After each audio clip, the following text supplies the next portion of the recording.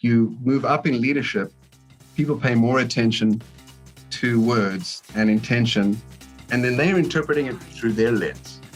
So you really have to be conscious of what your intention is when you're positioning any information.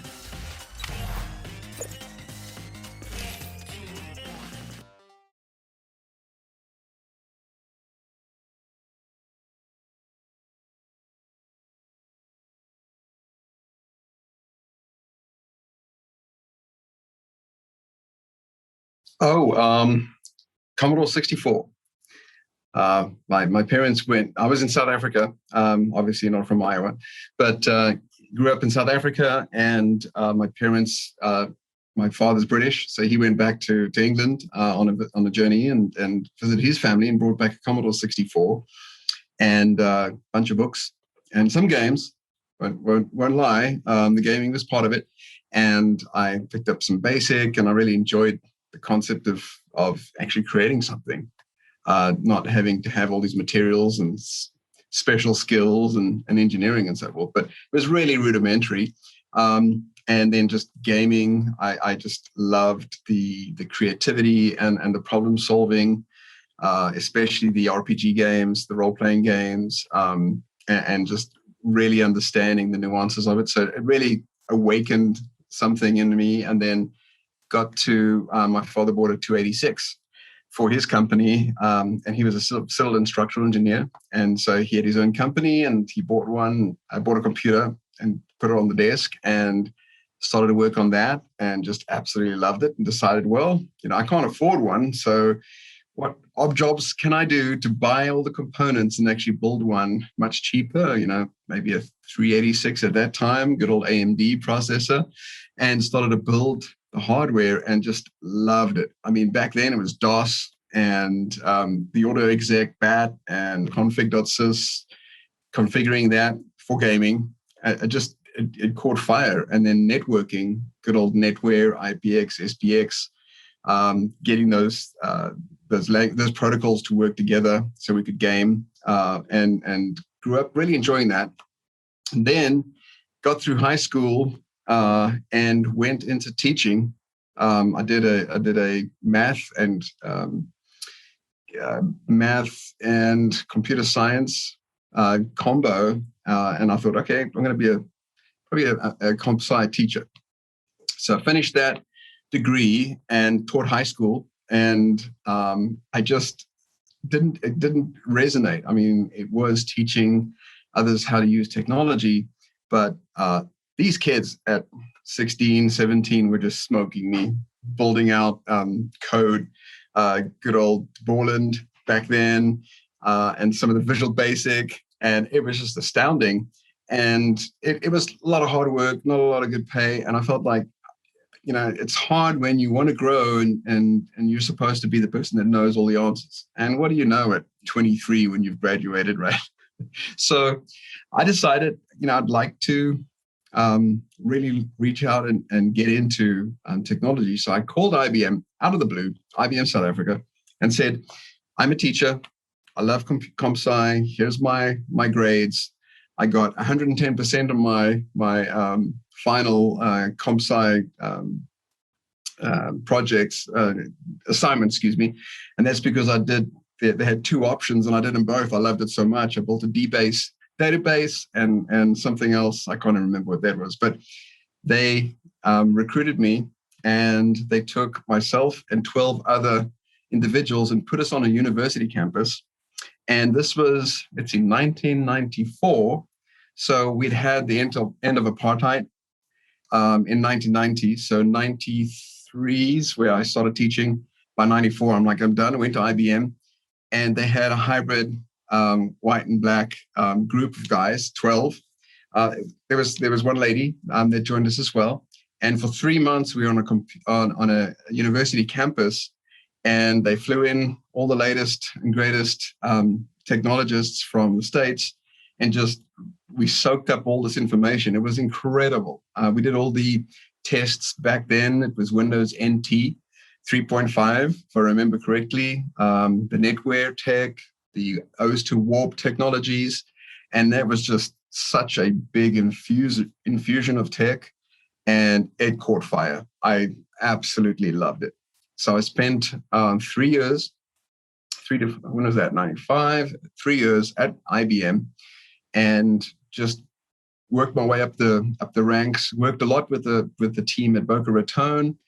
We were supporting national banks in South Africa, OS2 Warp, believe it or not, or OS2 2.1, and all the networking and midframe, mainframe, SCO Unix, Linux.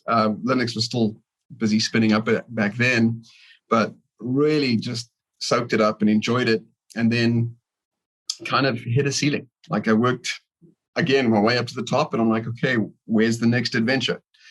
As you'll hear, I love near-death experiences and a lot of adventure. So I'm not the quintessential sit behind the desk and type code. So I decided, you know what, it got a little crazy in South Africa with the end of apartheid. This is about 98, and looking for another opportunity, saw an advert in the newspaper, local newspaper, looking for IT professionals. So it was Wells Fargo. Norwest here in Minneapolis had bought Wells Fargo and kept the name. So they kept the brand, but because of that acquisition, a lot of their OS2 skills were leaving or exiting, and they really needed to shore that up. And so they were sourcing individuals out of South Africa, very strong banking practice and banking technology sector.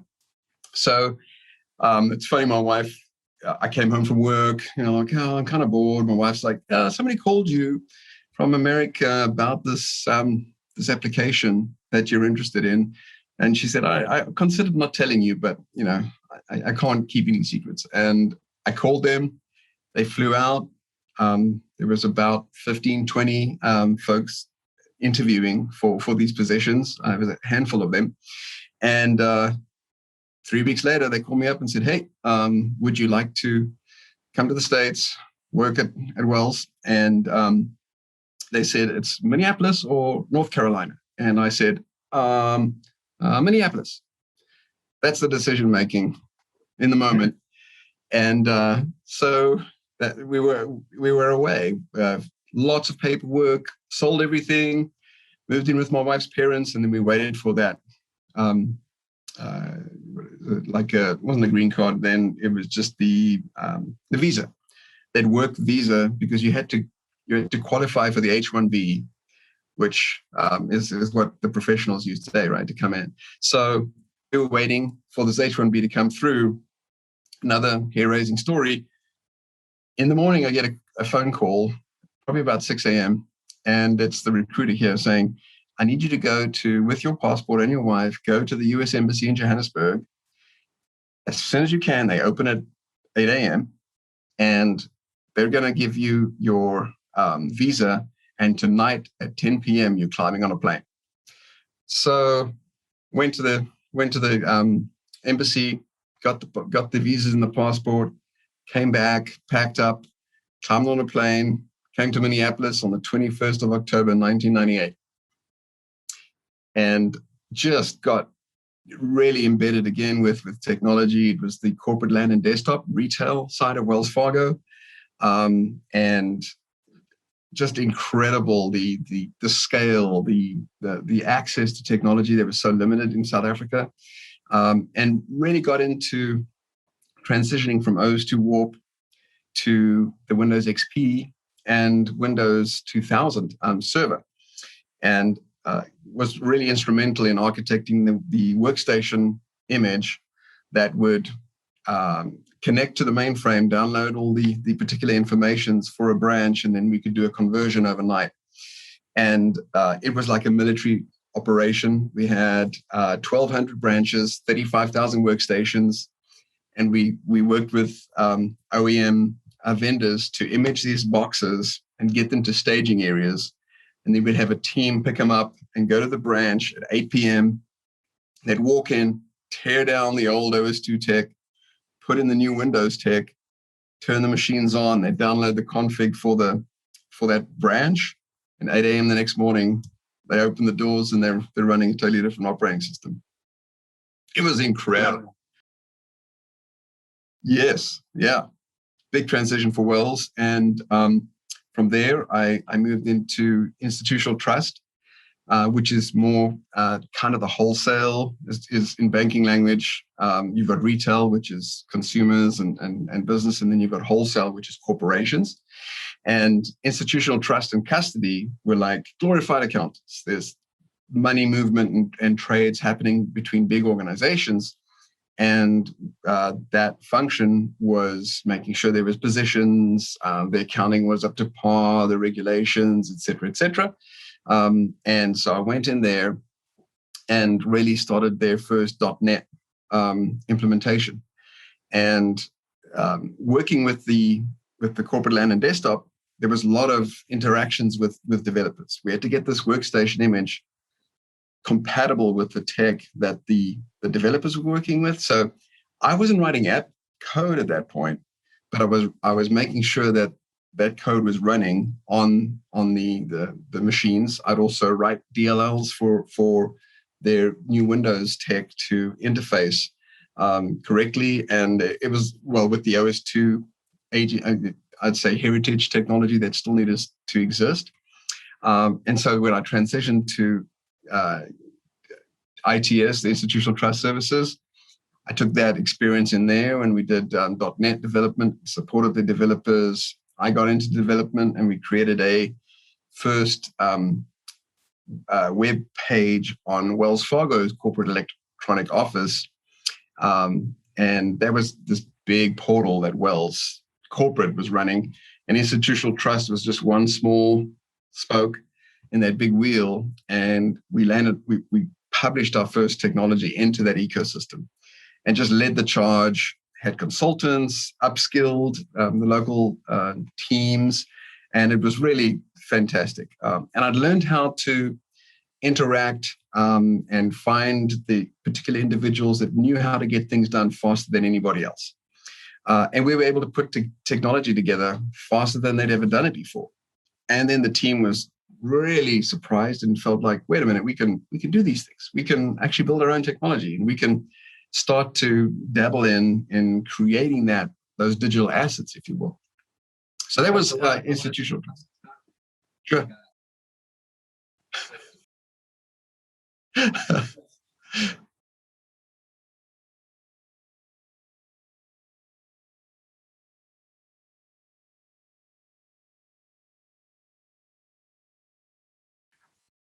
I think the human connection is critical, and really understanding that everybody is really looking to do their best. And as you work with individuals and people, sometimes you can ask them a question where they have to do all the work, or you can do as much as the work for the question, for the answer that you need. And then for them to connect and complete that sentence or that question, it's much easier than, by asking me this question, you've just put a monkey on my back, and now I've got to go and do all this research and work. And so just my thirst for knowledge and understanding, being a teacher, that thread still runs in me. I need to know how it works and how do we optimize it and how do we make it better. And so whenever I was working with individuals, I'd do as much of the work as possible so that it was easy for them. So never come to a conversation with a blank sheet of paper, because then you've all scratching your heads and where do we start? Always come to a conversation with everything that you know and with questions that are specific so that you can drive more and more knowledge and information. For me, knowledge is iterative. You don't know what you don't know, and you're learning all the time. So there's just too much information for us all to keep in our heads at the same time, right? I mean, how many Smithsonians are being added to the internet on a daily basis right now? Just the content.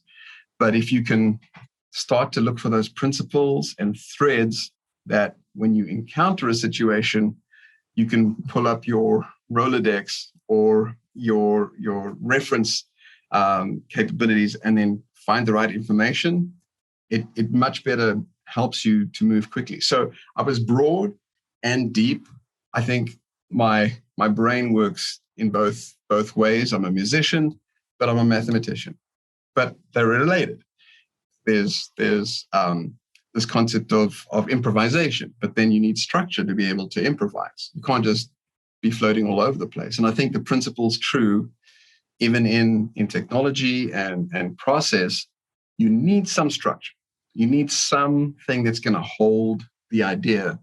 But once you've got that in place, you can create that structure so rigid that you can't move quickly, or you can keep it light enough so that you can iterate and grow and learn and absorb more information and start to scale.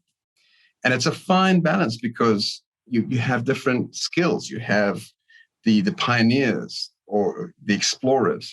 They don't want to build an entire town and find out where the sanitation works are going to run. They want to explore, learn new things, and then the settlers come in, establish the farming community, and start to feed the local town. And then those explorers are moving on to the next and the next. I'm an explorer, but I know that when we find a new discovery, if you can't create it sustainable enough, it's just going to die on the vine. It's not going to have a heritage or a lineage that can grow over time. And sometimes it works. Sometimes I pioneer and I hand it off, and then it just crashes and burns. And other times it seems to catch fire and it seems to grow even more. And I've had those experiences throughout my career. I haven't figured out what the secret sauce is, what the magic handshake is, but that's part of the journey. How do we really create a vision for people to pick up and run with and do something greater than they believe is even possible?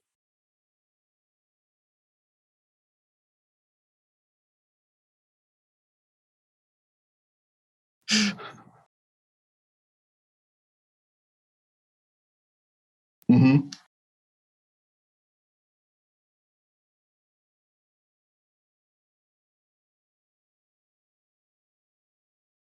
Right.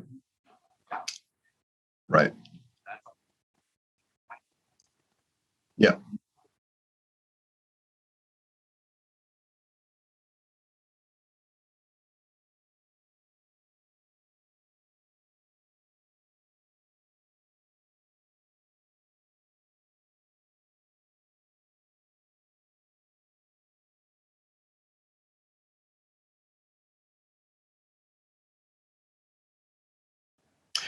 So yeah, fast forwarding to Sunrise is a big leap there.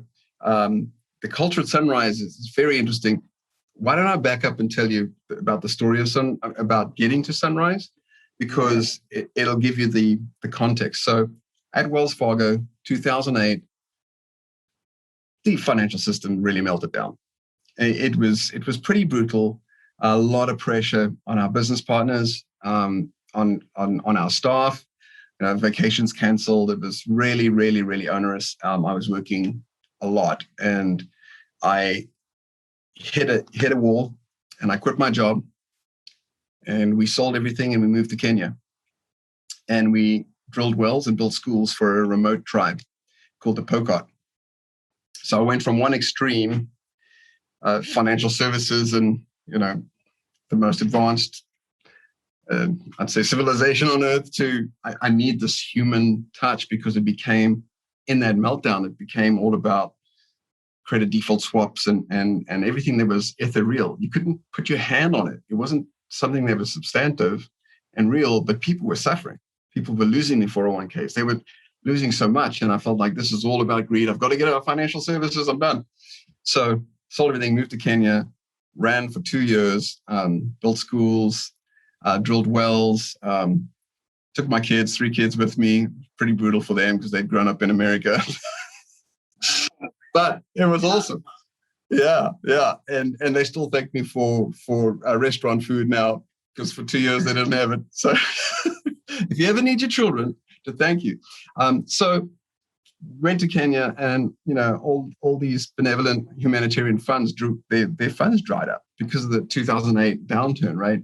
So after 2 years, ran out of money, came back stateside, and started at C.H. Robinson, went into freight tech because I don't want to go near financial services. It's all about greed, which is kind of funny because in Kenya, I was the administrator, and we were trying to do microfinance and biointensive organic farming and running little businesses, and it just failed miserably for a number of reasons. So finances are still involved. Sustainability requires that. But anyway, so I go to C.H. Robinson. I come back as an enterprise architect. I build up their architecture practice. And then I decide I don't want to be an enterprise architect. Do that in my sleep. I want to understand what makes business work. So I got into product management. We built 3 really progressive products. You'll see them out on the web. One is called Navisphere Vision, which is the global visibility tool. You can see every shipment down to the SKU level for Microsoft, real time. And we built AI in there. We built the most modern technologies and really took that to market. And it was kind of like a shiny, like an achievement, I would say, because there was a lot of learning along the way. How do we do SaaS? How do we understand pricing models? What's the market bear? And I was absorbing all of that. And I got to the place where I'm like, okay, I feel like I've got my tool belt full now. Now I would like to try and lead an organization, be a CTO or CIO. And Sunrise opportunity came up. And I was like, oh, no, financial services, no. And then started to do more research and then started to understand, wait a minute, it's a CDFI, community development financial institution. They're targeting the unbanked. They're targeting the people that in Kenya I was trying to help become self-sustainable versus just receiving handouts and getting access to financial services when their credit is so bad. And so those themes and flavors came back, and it kind of scratched the itch. Like, I've melded the two together, and it's financial services. The regulators, I love you. There's so many things I do wrong, but it's regulation. It makes sure that we're doing the right things. And so it just felt like another hand in the glove, but not with so much big business, and really connected to the local community.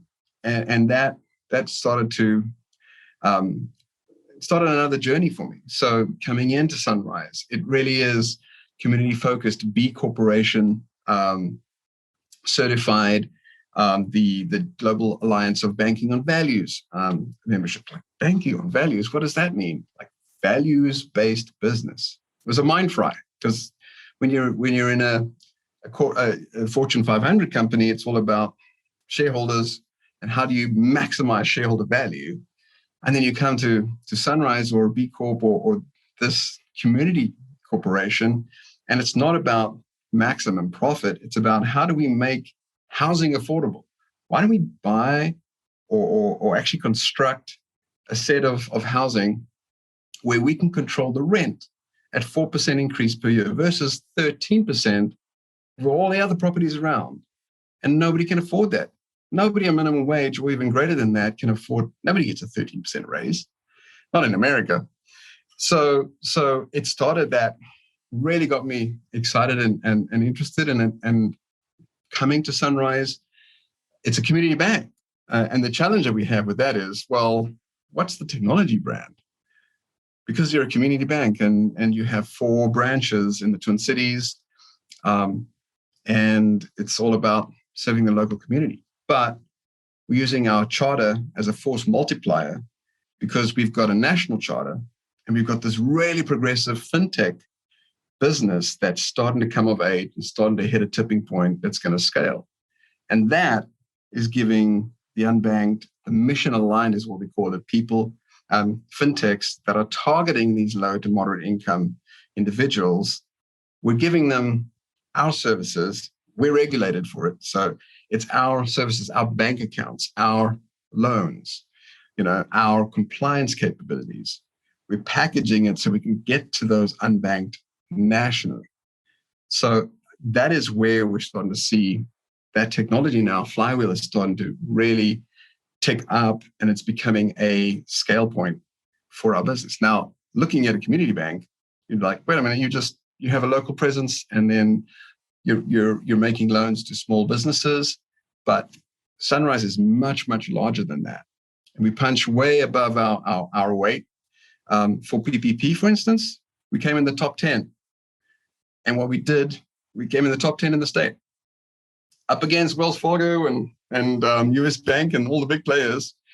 And all we did was, it was for the first round, there was two tranches of loans. And the first one, we wanted to build technology to support this because we wanted to scale as quickly as we could and issue as many loans because people were hurting. I mean, after this, the Corona impact, I mean, that's what the PPP program was about.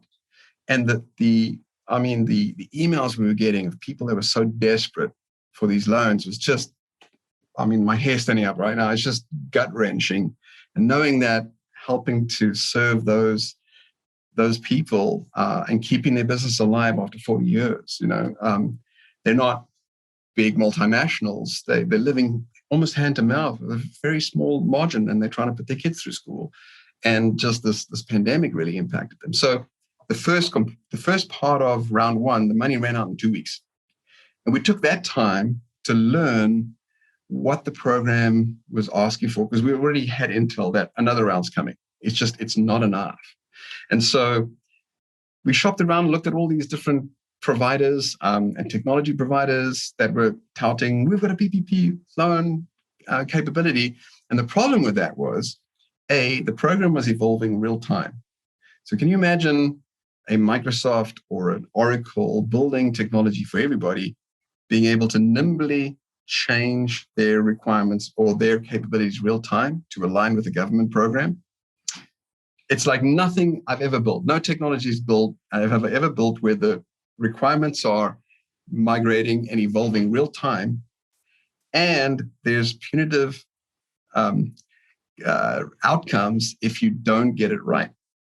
So what we had to do is take that first learning, optimize the actual process, and then we used Microsoft's Power Platform and built a Power App that basically took these loans through the different steps that we would take to do the customer due diligence, make sure all their documentation was legit, make sure they're a legitimate party, submit it to the SBA, get that authorization back, and then we disperse the funds to them and then apply to the SBA to get those funding.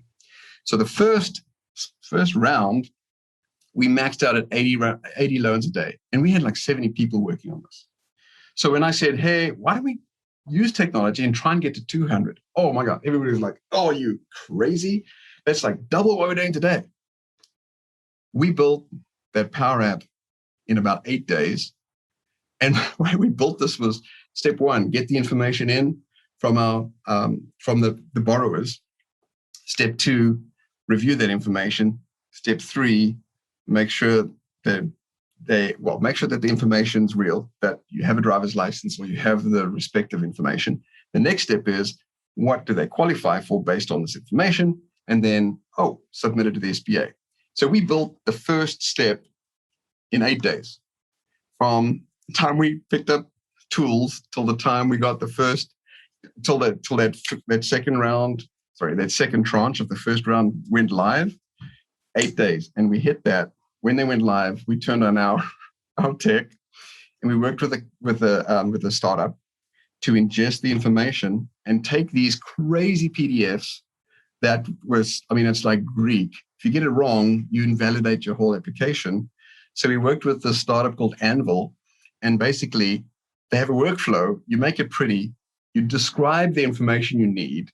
The borrower just goes click, click, click, write the information in, upload their docs, hit send, and we get all that information digitally. We also get the PDFs completed per the SBA spec. So our data quality, like round one, everybody was writing stuff on paper and then taking pictures with a cell phone and sending to us. Like, how do you move fast on that when you've got, 800 apps coming through the door? When we introduced Anvil, that was immediately digital. We got the PDFs ready to go. The information came in, we tossed it into SharePoint, and then this little Power App kept on accessing the same database with the information. And as it moved through each of the steps, it just continued to embellish or add to the data until we got it to the point where we can send it to the SBA. And that little process, we had 450 apps in one day. Anybody's brains exploded. Now, at the end of that round one, we had 1,800. So that 450 was a massive spike. But we kind of ramped up to it, primed the whole engine, because we were building one day at a time, one step at a time. And by the time we hit the 2-week mark, We had enough built up that we could just slam through 450 in one day. And everybody was just, we didn't even think this was possible. So that now has ushered in a new renaissance on how technology can be used inside the four walls inside of Sunrise. So round one, 8 days to light it up.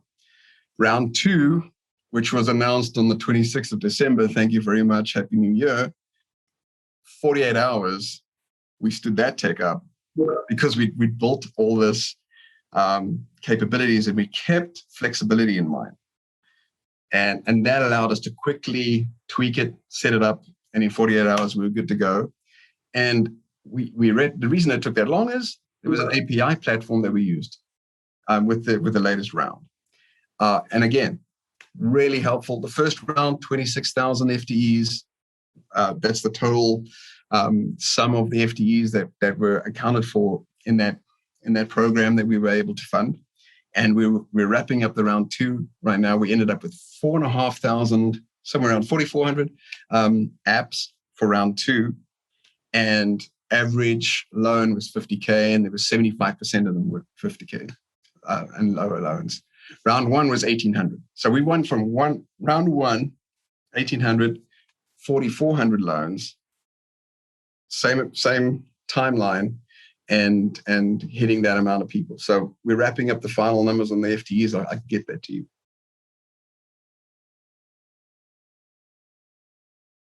Yeah. So these businesses have FTEs, total FTE count that we impacted by these PPP loans.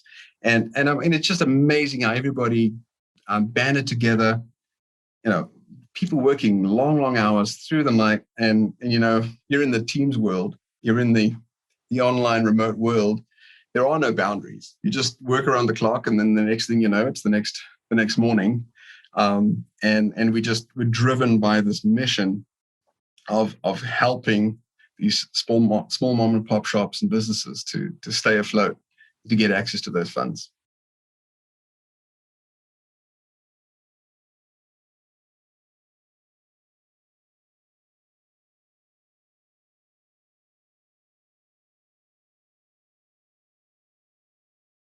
Mm-hmm.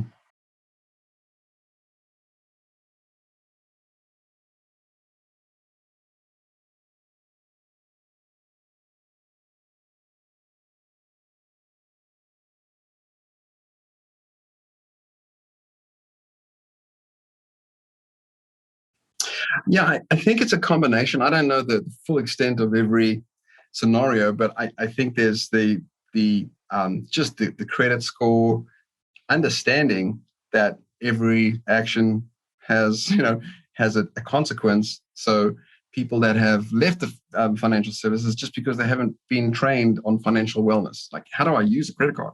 Like, you better pay it in 24 days, or you're going to have up to 33% interest that is compounded on a daily basis. I mean, that financial literacy is something that we're really targeting, because folks invariably don't understand that. You're 16 and you're getting credit cards in the mail. If you don't understand the principle of what a credit card is, it's like, oh, free money, swipe, swipe, swipe. And the next thing you know, you've built up this debt that you can't service, and then it gets counted against you in everything. Then your car loan's on 15%. And it just starts to eliminate your access to financial services. So one of our products really helps people with bad credit get better credit by taking out a $1,000 loan and paying $90 a month, and then reporting that to all the credit agencies. And within a year, you can see your credit score pop. So that's one of the fintechs outside of the Twin Cities areas. They have that service nationally, and we give people access to that. Credit builders is one of the products that we use. So, I mean, if you think of like things that you don't even consider, like, don't just use a credit card for everything, because of financial literacy, that really is not just the case across the board.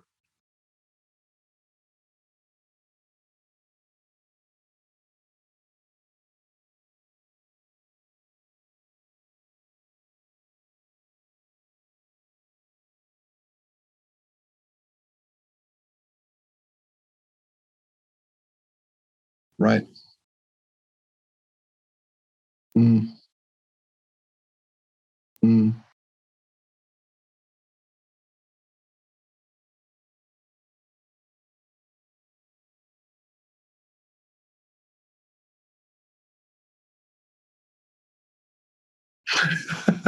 No, you're a young adult. Come on. Me too.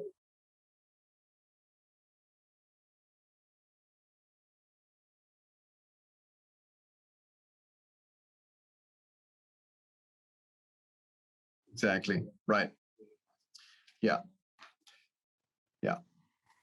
Yeah. It is different to the unbanked in Africa that I experienced because they're they just don't even have access at all, just physically the infrastructure and what have you. Here is the infrastructure available, but what you don't know is going to hurt you and preclude you from access to these services because it just compounds over time, right? And then people are like, either they can't get a bank account or, well, we don't want to even engage in that. And so we're in the informal economy where we're trying to trade cash. And that obviously doesn't work over time because even that process is starting to work its way out of the machine.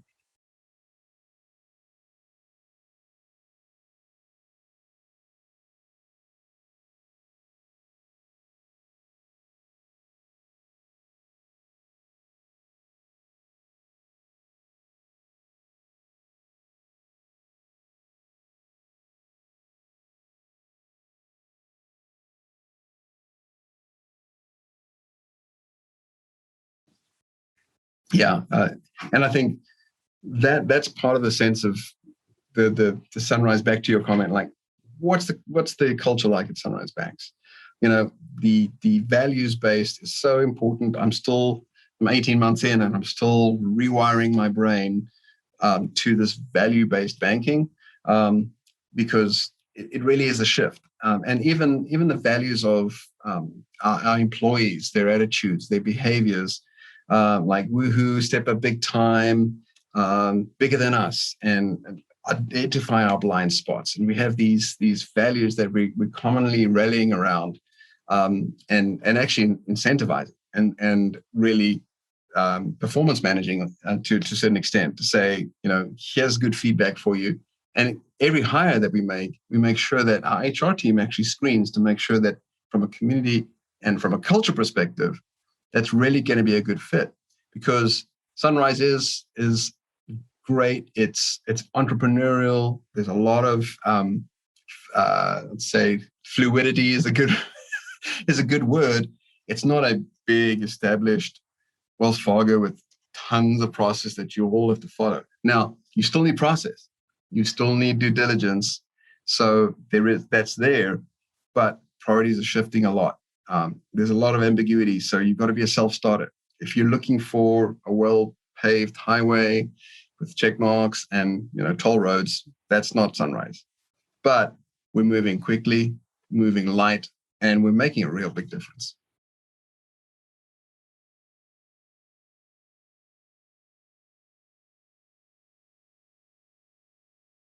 It's all US based, but we have in our vision we call it a VTO, Vision Traction Organizer. It's a component of the EOS framework. I don't know if you've ever heard of that, but it's the Entrepreneurial Operating System, and it's a management framework. Phenomenal, actually authored out of Minneapolis, and that's something we subscribe to. Excuse me. So VTO, Vision Traction Organizer, is where you put your goals and you have a 3-year goal and you have a 1-year goal. And then you have kind of your company mission. And our company mission is by 2028 to impact 250 million people. So we're on track. We're on like 50 million right now, considering all of the loans, these PPP products, everything we're trying to track and make sure that we're having that impact. And to hit 250, it's got to be international. So the Global Alliance of Banking on Values is that gateway to the rest of the world because it's a conglomeration or an association of like-minded banks that are offering services to their low, moderate income communities. And so we envision services that eventually would cross borders. Right now, we're US based, but we're building the infrastructure to support that international, multinational capabilities.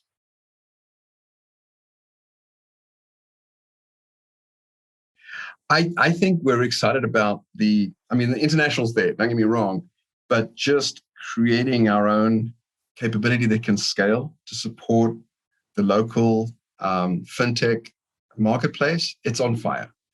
And there's so much opportunity there that I think it's untapped potential.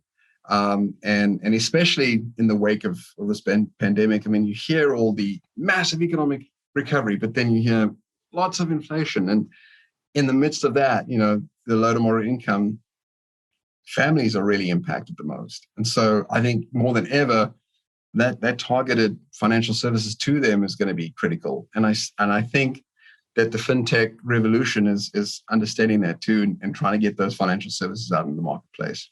So for us, that business coming of age and starting to hit a scale point, the way we built it over the last, say, 6-7 years was on top of the community bank. So you've got free systems, you've got people doing community bank work. Let's just leverage them so we can get this this fintech business off the ground. But now we've got to, wait a minute, this is about to take off, and we need to invest in the infrastructure to support that. And that puts us in a good place to scale it even further to go international. So we want to put a robust system in place that's configurable for our business needs, makes it easy for fintechs and processors and program managers and a whole bunch of other entities that don't even make sense, but they're all part of the ecosystem to support that at scale. 100, yes, it is a renaissance. And if you think of it's not a revolution. There's no kings and queens, but it's a renaissance in the sense that the thought of what is possible, what can we do with technology? There is so much manual in our environment today, in our community bank, that people are so affinitized to doing things a certain way that you almost need a third person to stand and look and go, wait a minute, why are you doing that? We could digitize that. We could use technology to make that more sustainable and scalable. So we don't have towers of knowledge where only certain people know the secret handshake to get something done, but more people, we're democratizing data, we're democratizing process, because that's how you scale. Otherwise, you're throwing bodies and just doubling your head count just so that you can handle more throughput. And we want to flip that, get technology in place, that the processes and procedures are repeatable, ups the data quality, frees our workers to be knowledge workers versus just the repetitive type into a spreadsheet, log into this vendor, log into this vendor, log in here. Can we optimize that experience into a single unified view that in the back is connecting to those different systems, but it's easy to train, easy to be operational very quickly or functional very quickly, versus 3 to 6 months to learn all these disparate systems and become super productive.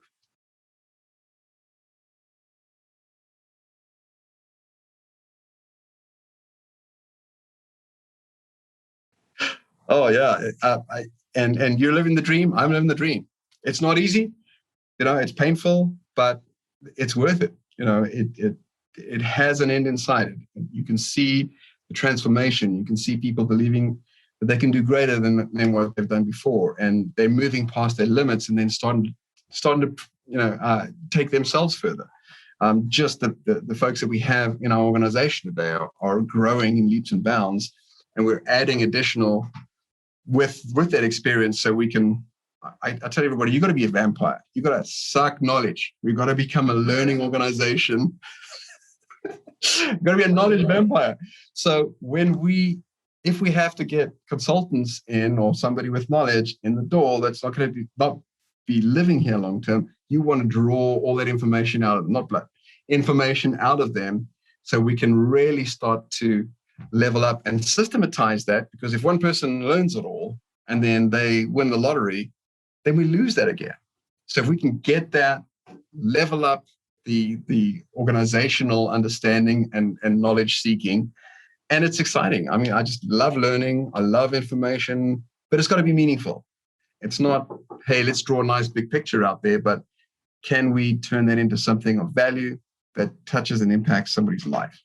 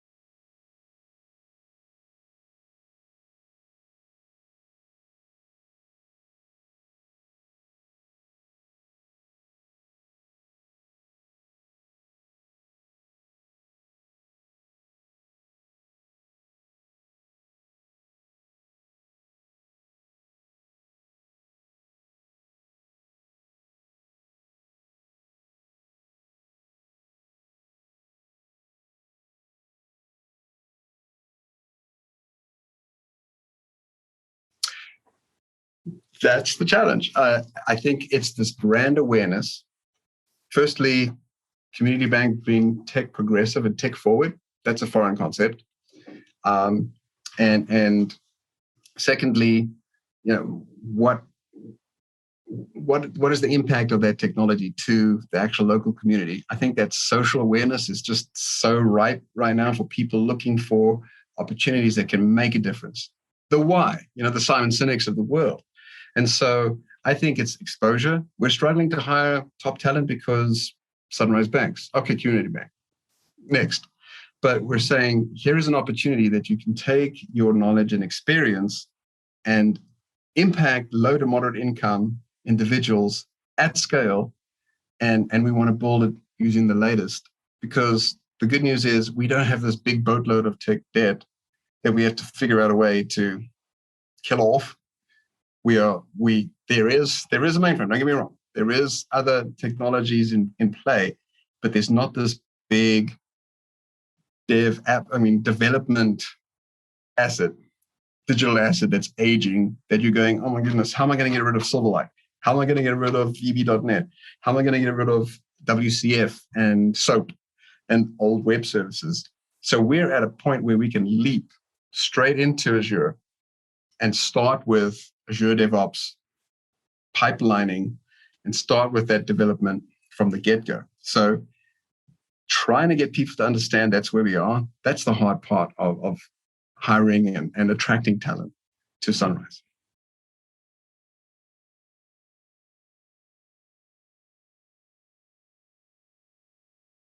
Yes, right, right. Yeah.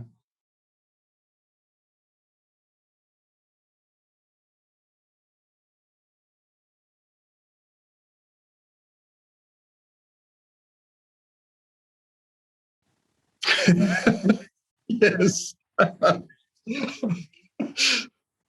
Yeah, yeah. How do you take it international? How do you put the pieces in place that you can scale indefinitely or infinitely and work with incredible, the GABV, the Global Alliance of Banking and Values, I'm in their Leadership Institute, and oh my goodness, the colleagues, the people you come across, the problems that they're trying to solve in third world countries, it's just phenomenal. Just the idea sharing alone.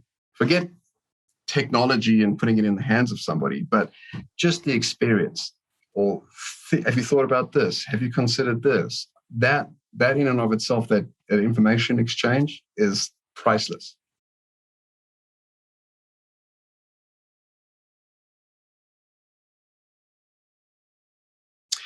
Something I don't do all the time, but think before you speak. Because it's all about information sharing. It's about perception. Whether you like it or not, perception is reality. And so really being intentional in communication. And as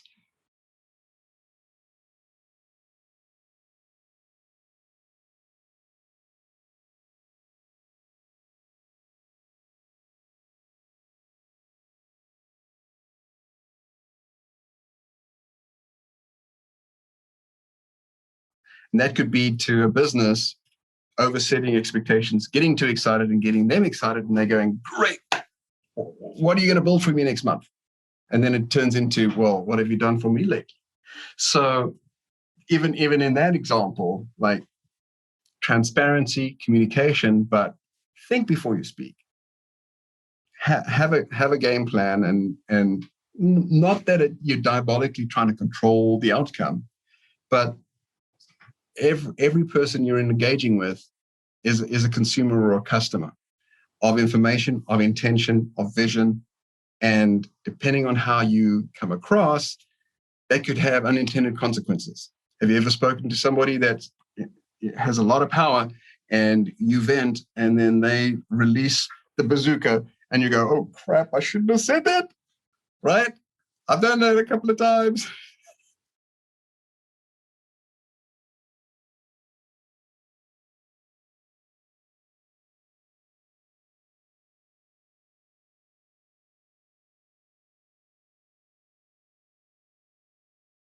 Oh, flow, my goodness. Yes, yes. Oh my, yes, totally resonate. I think you can. And I think that's okay. Now you're starting to touch the deeper things, because I think that's what jazzes me. Because in Wells Fargo, in the big construct that they had with RUP and like big ass constraints, we were able to be creative in a short amount of time. C.H. Robinson, same thing. Big construct, 1,500 people in IT, a lot of transition to cloud services. You've got infrastructure team, different teams, standing up a delivery team and taking a powerful, really progressive product to market in spite of the marketplace and the actual internal culture and thought around what technology should be. That's being creative. And I think for me, the principle is you need the construct so that you can solve. You need to understand all the scale theory. But not when you're flowing, you're not thinking, okay, am I following a Phrygian scale right now? Or right? You transcend the structure, but you needed to have a point of reference before you could fly, before you could be creative. And I think that's what's so exciting about all organizations. There's room for creativity, and I guess that's a very sweeping statement. I think it's possible, and that's what gets me jazzed about it. And I think within Sunrise, there's ample opportunity for creativity. Here is, how do you best set expectations to say, here's where we're going, here's how we're going to get there, and we're going to need to be creative to get there. Not, hey, we're going to pull the greatest machine on earth, who's with me? No, here's the step-by-step way we're going to get there. Oh, and by the way, it is 100% informed by business, market, needs, how much money we can spend, right?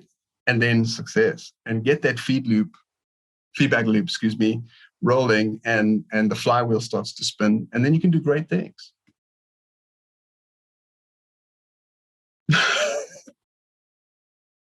Oh, well, you're very kind. Thank you. Yeah, on LinkedIn, and we're very active on LinkedIn, Twitter, our sunrisebanks.com. A lot of information about all our programs, practices, and then careers. Please visit the careers page. There's more opportunities popping up there all the time. Right now, we're building the infrastructure. So it very quickly, once we understand what those needs are, we'll start putting those positions out. But we have a handful right now, and we've just got some additional that were granted to us. And so I'm very excited. Please visit the careers page, and it's changing all the time. So don't look at it once, just keep looking at it.